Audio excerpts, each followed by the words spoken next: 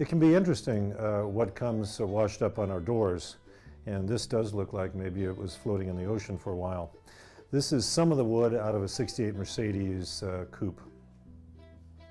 It's got, I don't know the history of this car or of the wood here, but with some experience one can perceive what went on, and it's kind of interesting. There are 6 pieces. These are the 2 pieces that made up at the base of the windshield.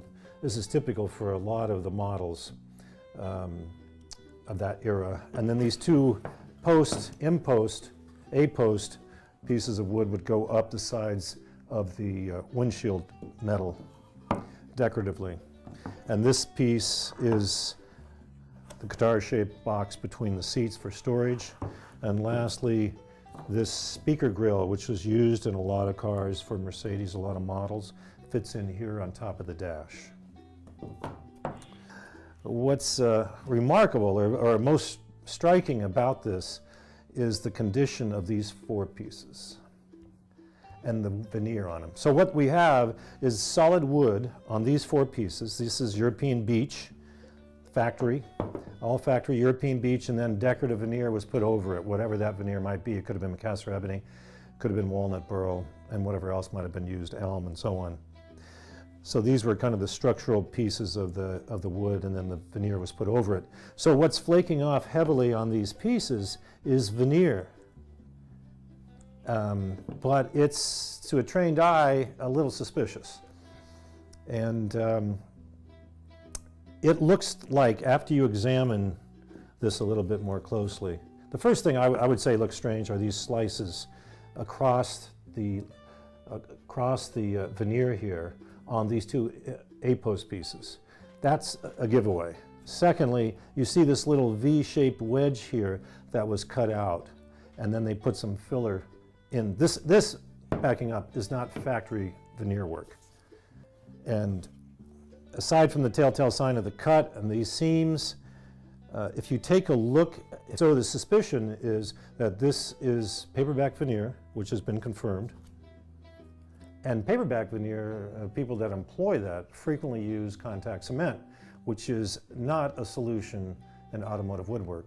It's never hard, it's thermoplastic, it responds to heat, and it's a quick and easy way, when you don't know what you're doing, to try to achieve something. And you can see, as I peel back this piece of veneer from the substrate, how the glue stretches. It's like some kind of candy or something.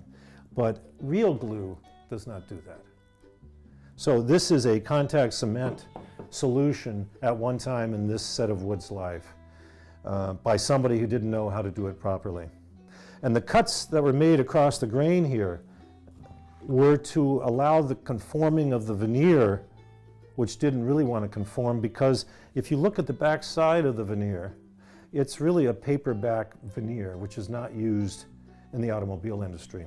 It does have application in furniture, but it really is a limited product, and contact cement is a completely inappropriate glue for this kind of work. So it's kind of interesting, but nonetheless a bit of work. The stuff is coming up. What we would have to do is veneering this for us really won't be any more difficult than if it were factory veneer that had problems. But what could become problematic is the amount of this contact cement that's seeped down into the pores. These pieces are in the sun a lot.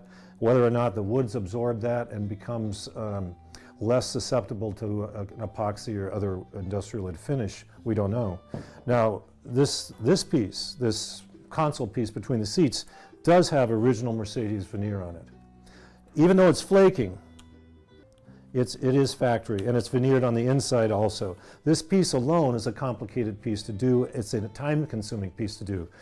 In order to get the pressure that you need on the inside to re-veneer it after this is all cleaned up, you have to have a jig that's going to expand and press against the sides in all these places in order to get pressure while the glue cures. That's a more complicated thing than you might think.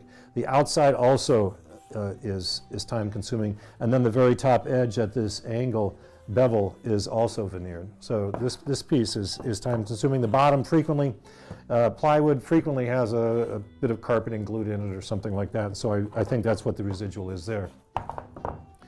The speaker grill is made typically by Mercedes. This piece, the base is plywood. It's veneered, and then the lattice work is European beech again. So this is factory original, this is factory original, but this veneering botch job is not. Consecutive leaf veneer is not paper-backed at all. And paperback veneer generates so that you can have sheets that might be 4 by 8 feet of elm burl or maple burl or something like that. It's all in one sheet and you just cut it up and glue it on where you want it. Obviously, veneer doesn't come in 4 by 8 typically sheets. This is a fairly good sized piece of walnut burl.